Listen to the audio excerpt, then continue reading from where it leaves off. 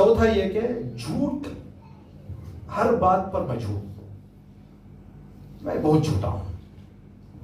अभी मैं मुसलमान भी होना चाहता हूं और मुझे मालूम है कि इस्लाम इन चारों चीजों की इजाजत नहीं देता। अब क्या है, ये चारों काम आप कहेंगे एक मुसलमान होना चाहते हो तो तुम हराम रास्ते से अपनी ख्वाहिश पूरी नहीं कर सकते, चोरी नहीं कर सकते, शराब नहीं पी सकते, झूठ नहीं बोल सकते, तो मैं मर जाऊंगा मैं। अब एक कोई ऐसा रास्ता बताएं कि ये काम भी करो और मुसलमान भी रहूं मैं। या एक काम करेंगे, एक करके मेरे से अलग करेंगे।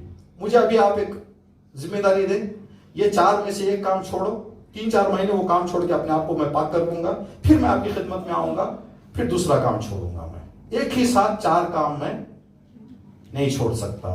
तो नबी ने फरमाया ठीक है, चलो तुम आज के बाद झूठ कहना छोड़ दो, इसको छोड़ो, बाकी की आपकी मर्जी।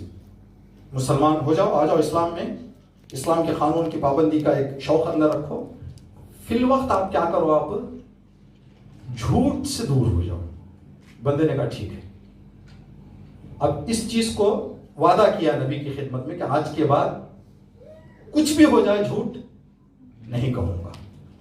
अब नबी की खिदमत से बाहर निकला, शराब की दुकान नजर आई, आदत के हिसाब से अंदर चला गया, ऑर्डर दे दिया जो उसको इस्तेमाल करनी थी। जब सामने आई तो गिलास सामने देखकर सोचने लगा कि अगर अभी पीकर बाहर जाऊं, नबी से मुलाकात हो जाए। अगर नबी मुझसे पूछें कि शराब पीकर आ रहे हो, अगर कहूंगा नहीं, झूठ हो जाएगा। मैंने नबी से वादा किया है कि झूठ नहीं बोलना है। अगर कहूंगा हां, तो अभी मैं मुसलमान हूं। एक मुसलमान के लिए चीज जो है वो जेब नहीं देती। तीनों काम के पीछे यही ख्याल उसके जहन में आया।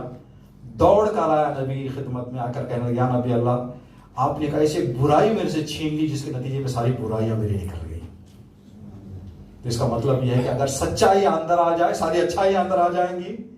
अगर बुराई, झूठ हमारे अंदर आ जाए तो सारी बुराइयों को, रिवायत में है कि बुराइयों का एक घर है जिस पर लॉक लगा हुआ है और उस लॉक की चाबी का नाम है झूठ।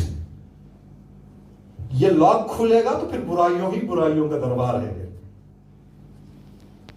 इमाम ने फरमाया कि ऐ अम्र, पहला काम ये करो कि तक़वा इलाही इख्तियार करो, दूसरा झूठ अपनी जिंदगी से हटा दो, सच्चाई और सदाकत से काम।